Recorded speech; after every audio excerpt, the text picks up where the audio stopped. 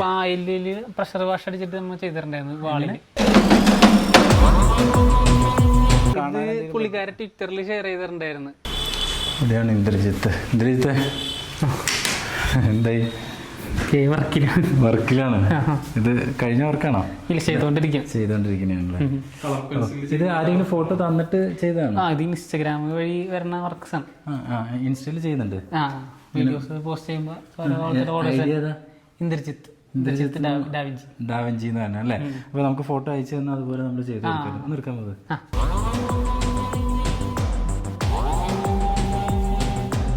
നോക്കി ഇൻസ്റ്റയിൽ അയച്ചു കൊടുത്തിട്ട് അത് വരച്ചേക്കണേയാണ് അല്ലേ. നല്ല ജീവനുള്ള ഫോട്ടോ. നല്ല രസമുണ്ട്.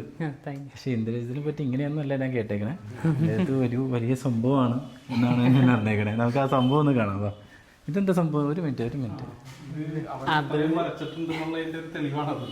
ഇത് പെൻസില് നമ്മള് ഷാർപ്പ് ചെയ്യണതല്ലേ? ഞാൻ ആദ്യം തുടങ്ങിയപ്പോ വെറുതെ ഒരു വേസ്റ്റ് ബിൻ പോലെ വെച്ചതാ. അപ്പൊ അത് കളക്ട് ചെയ്ത് ഇത്രയും സംഭവം ഉണ്ട് കേട്ടോ. ഇത്രയും ആയിട്ടുണ്ട്. ഇത് എല്ലാ കളറിന്റെയും കളർ പെൻസിലിന്റെ ഇതാണ് മൊത്തത്തില് ചെയ്ത് വെച്ചേക്കണേ. ഓക്കെ. അതാണ് അവൻ ആദ്യമായിട്ട് ചെയ്യുന്നത്. ചെറിയ ചിത്രങ്ങളാണ് ആദ്യം ചെയ്തിരുന്നത്. പിന്നീടാണ് ഈ കൊറോണ സമയത്ത് ഇങ്ങനെ കൈവിരലുകൾ ഉപയോഗിച്ച് കൊറോണ ടൈമിൽ ക്ലാസ്സിലായിരുന്നപ്പോ ട്രൈ ചെയ്താണ്. ഓരോ പുതിയ പരീക്ഷണങ്ങളായിട്ട് ചെയ്ത് നോക്കിയതാണ്. ഇത് എങ്ങനെ വരച്ചതാണ്? ഇത് ഞാൻ മൂക്കൊണ്ട് വരച്ച ചിത്രമാണ്. മൂക്ക് കൊണ്ട്? അപ്പൊ ഇത് ഞാൻ ടോവിനോ തോമസിന്റെ ബർത്ത്ഡേ അന്ന് ആദ്യമായിട്ട് ചെയ്തതാണ്. അക്രിലിക് പെയിന്റിൽ ചെയ്ത. ഇത് കൈവിരൽ ഉപയോഗിച്ച് വരച്ചത്.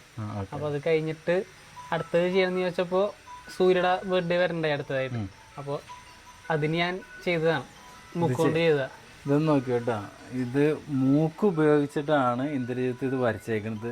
ഇത് അയച്ചു കൊടുത്തോ? അത് ഫോട്ടോ കാണാൻ പുള്ളിക്കാരെ ട്വിറ്ററിൽ ഷെയർ ചെയ്തിട്ടുണ്ടായിരുന്നു. ഇത് കണ്ടിട്ട് ഷെയർ ചെയ്തിട്ടുണ്ടായിരുന്നു. അതുപോലെ തന്നെയാണ് ഇത് ലാലേട്ടന്റെ. ഇത് ഞാൻ ഉമ്മ വെച്ച് വരച്ചതാണ്, ചുണ്ടുകൊണ്ട് വരച്ചതാണ്. അപ്പൊ നമ്മൾ ഈ ചുണ്ടുകൊണ്ട് വരക്കാൻ ഇതിൽ നമ്മൾ പെയിന്റ് വെക്കും. പെയിന്റ് വെച്ചിട്ട് ഇങ്ങനെ വരക്കും. ലാലേട്ടനെ കാണിക്കാറുന്നില്ലേ? പുള്ളിക്കാരൻ കണ്ടു വിളിച്ചിട്ടുണ്ടായിരുന്നു, ഫോൺ ചെയ്ത്. അതെ. എന്താ പറഞ്ഞേ? പുള്ളിക്കാരൻ നന്നായിട്ട് അടിപൊളിയായിട്ടുണ്ടെന്ന് പറഞ്ഞു. ഭയങ്കര സന്തോഷമായി പറഞ്ഞു. അടിപൊളിയാണ് പറഞ്ഞു. എവിടെ ഒരു സംഭവം ഇരിപ്പുണ്ടല്ലോ. ഇത് അച്ഛൻ ചെയ്തതാണ്. ഇത് കുറെ കൊല്ലം മുമ്പ് ചെയ്തതാണ്. ഫാസിൽ ആണികളുണ്ട്. ഓക്കെ. ഞാൻ അവിടെ നിന്ന് നോക്കുമ്പോ നമുക്ക് മനസ്സിലാവും. നേരെ നോക്കുമ്പോ നമുക്കത് ക്ലിയർ ആയി കിട്ടും അല്ലേ? ഓക്കെ. ഞാൻ പിന്നെ ഈ അടുത്ത് പായലില് പ്രഷർ വാഷ് അടിച്ചിട്ട് നമ്മൾ ചെയ്തിട്ടുണ്ടായിരുന്നു. വാളുമ്പോ പൂപ്പൽ പിടിക്കുമല്ലോ മഴ. അപ്പൊ അതുമ്മ പ്രഷർ വാഷ് ചെയ്ത് കാറ് പ്രഷർ വാഷ് ചെയ്യില്ല, അത് വെച്ചിട്ട് വിജയിന്റെ ഒരു ചിത്രം ചെയ്തിട്ടുണ്ടായിരുന്നു. ഇപ്പൊ ഈ ലീവ് ഇറങ്ങിയ ടൈമില് ചെയ്തിട്ടുണ്ടായി. എവിടെയുണ്ട്? അതിപ്പോ ഇതിന്റെ വീഡിയോ ഉണ്ട്. അതിപ്പോ വീണ്ടും പൂപ്പൽ പിടിച്ചെന്നെ വീഡിയോ ഒന്ന് കാണിച്ചു. വീഡിയോ കാണിച്ചു. അപ്പൊ ഇത് ഇന്ദ്രജിത്ത് ശരിക്കും പറഞ്ഞ മൂക്ക് കൊണ്ടാണ്. മൂക്ക് അപ്പൊ നമ്മൾ ഇങ്ങനെ ഒരച്ച് ചെയ്യും. അത് പൊട്ടിയിട്ടൊക്കെ ഉണ്ടായിരുന്നു. അപ്പൊ വീണ്ടും ബാൻഡേജ് ഒക്കെ ഒട്ടിച്ചിട്ട്. ഇതിപ്പോ ഞാൻ 3-4 വർഷമായിട്ടുണ്ടാവും. 4 വർഷമായിട്ടുണ്ടാവും.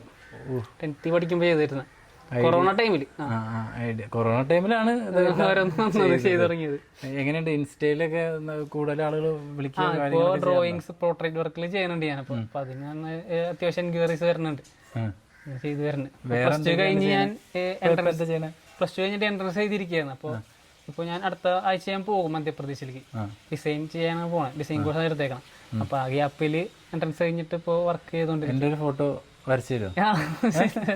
അപ്പൊ ഇന്ദ്രജിത്ത് എൻ്റെ ഒരു ഫോട്ടോ വരച്ചു തരാന്ന് പറഞ്ഞിട്ട് നമുക്കത് ഇൻസ്റ്റ വഴി പോസ്റ്റ് ചെയ്യാം അല്ലേ? ഓക്കെ. അപ്പൊ നമുക്കിനി അച്ഛൻ്റെ അടുത്തോട്ട് പോകാം. അപ്പൊ അച്ഛനെ പോലെ തന്നെ നല്ല കഴിവുള്ള മകനാണ്. നിങ്ങൾ എത്ര മക്കളാ? ചേച്ചിയുണ്ട്.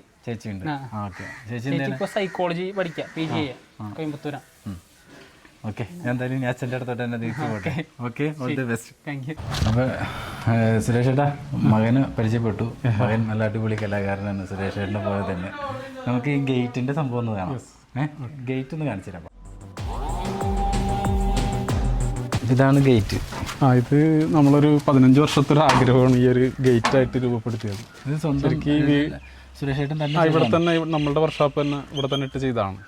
15 വർഷത്തിന് മുമ്പ് ഈ വീട് പണിയുന്ന സമയത്ത് എൻ്റെ മനസ്സിലുള്ള ഒരു ആഗ്രഹമാണ് ഇങ്ങനെ ഒരു കഥകളി മുഖമുള്ളൊരു ഗേറ്റ്. അപ്പോൾ അത് അന്ന് മനസ്സിൽ കിടക്കണതാണ്. പിന്നെ ഇപ്പോൾ അതുവരെ നമ്മളിങ്ങനെ ഫ്ലെക്സ് അതിലായിരുന്നു ഇവിടെ. അപ്പോൾ അത് പൊളിച്ചു മാറ്റിയിട്ട് ഇപ്പോൾ ഒരു 2-3 മാസമായിട്ടുള്ളത് ഇത് പണിതിട്ട്. ഇതിലെന്തെങ്കിലും പ്രത്യേകത? ഇതെന്ന് പറയുന്നത് ഇപ്പോൾ നമ്മൾ ഒരു 3D പോലെ കുറേ പീസുകൾ അറേഞ്ച് ചെയ്തിട്ടാണ് ചെയ്തിരിക്കുന്നത്. ഈ തകിടിൻ്റെ ഷീറ്റുകൾ ഇപ്പോൾ ഒരു 3-4 പീസുകളൊക്കെയാണ് ഇത്, ഷെയ്ഡൊക്കെ അനുസരിച്ചിട്ടാണ്. പിന്നെ അതുപോലെ ഇതിൻ്റെ കണ്ണ് അങ്ങോട്ടും ഇങ്ങോട്ടും നീക്കുന്ന രീതിയിലാണ് നമ്മുടെ ഒരു ആഗ്രഹമായിരുന്നു ഈ ഒരു കഥകളി മുഖമുള്ള ഗേറ്റ് എന്ന് പറയുന്നത്. അതുപോലെ തന്നെ ഈ മതിലും കുറച്ച് ആർട്ട് വർക്കുകളൊക്കെ മതിലും ചെയ്തൊരു പ്രത്യേകത തന്നെയാണ്. നമുക്ക് ഗോഡൗൺ അല്ലേ എപ്പോഴും ഉള്ളത്? അതെ അതെ അതെ.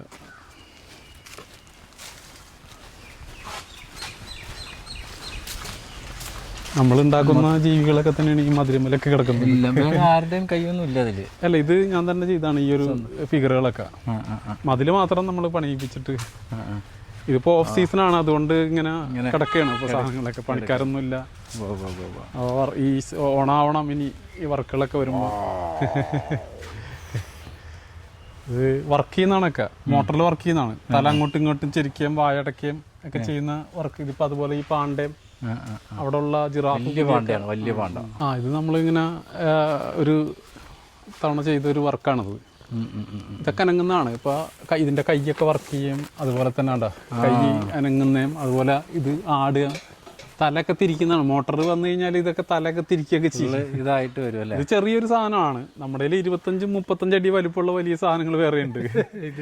ഒക്കെ ഇത് പീസായിട്ടാണ് എല്ലാവരും കിടക്കുന്നത്. ഇവിടെ ഈ പണിക്കാരൊന്നും വരാത്തത് കൊണ്ട് ഇപ്പൊ തൽക്കാലം ഇങ്ങനെ പീസായിട്ട് അവിടെ ഇവിടെ കെട്ടിരിക്കുകയാണ്. ഫിറ്റ് ചെയ്യാൻ പോകുമ്പോഴാണ് ഇതൊക്കെ. ആനയുണ്ട്, ഗൊറില്ല എല്ലാനും ഉണ്ട്. ആന ഒരു 5 ആനകള്. ശരിക്കും നിങ്ങൾ തന്നെ ഉണ്ടാക്കുന്നില്ലേ? അവിടെ തന്നെ നമ്മൾ തന്നെ ഉണ്ടാക്കുന്നതാണ്. നമ്മുടെ കൂടെ ഒരു 8 പണിക്കാരോളം നമുക്ക് ബെൽഡ് ചെയ്യാനും മറ്റുള്ള ഒട്ടിക്കാനും പിടിക്കാനുള്ള സഹായികളൊക്കെ ഒരുപാട് പേരുണ്ട്. അപ്പോൾ അവരുടെയൊക്കെ സഹായത്തോടുകൂടി നമ്മൾ ഇതാണ് നമ്മളൊരു ഉപജീവന മാർഗം എന്ന് പറയുന്നത്. ഈ മൂവിങ് ശില്പങ്ങളാണ്. അതിനിടയിലുള്ള ആഗ്രഹങ്ങളാണ്. ഇപ്പൊ സീസണല്ല, ഓണത്തിന് പ്രോഗ്രാമുകളൊക്കെ ചെയ്യാൻ പറ്റും. എന്തായാലും സുരേഷ് ചേട്ടൻ്റെ നമ്പർ ഞാൻ താഴെ കൊടുത്തേക്കാം. എന്തെങ്കിലും ആർക്കെങ്കിലും ആവശ്യമുണ്ടെങ്കിൽ തീർച്ചയായിട്ടും ബന്ധപ്പെട്ടു. നല്ലൊരു അടിപൊളി കഥാപാത്രമാണ് അല്ലേ?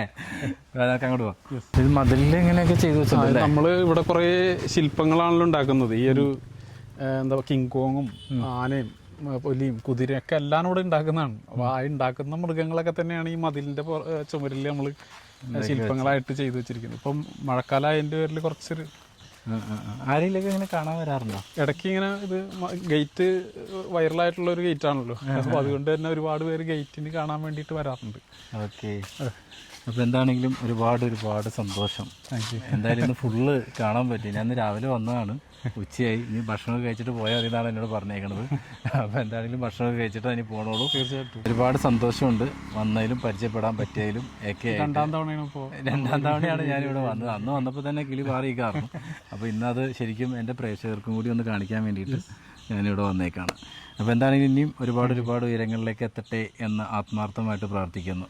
നിങ്ങൾക്ക് ഈ വീഡിയോ ഇഷ്ടപ്പെട്ടെങ്കിൽ തീർച്ചയായിട്ടും സപ്പോർട്ട് ചെയ്യുക, ഞങ്ങൾക്ക് വേണ്ടി പ്രാർത്ഥിക്കുക. തൽക്കാലം ഇവിടെ പറയുന്നു, നിങ്ങളുടെ സ്വന്തം ഇബ്രു.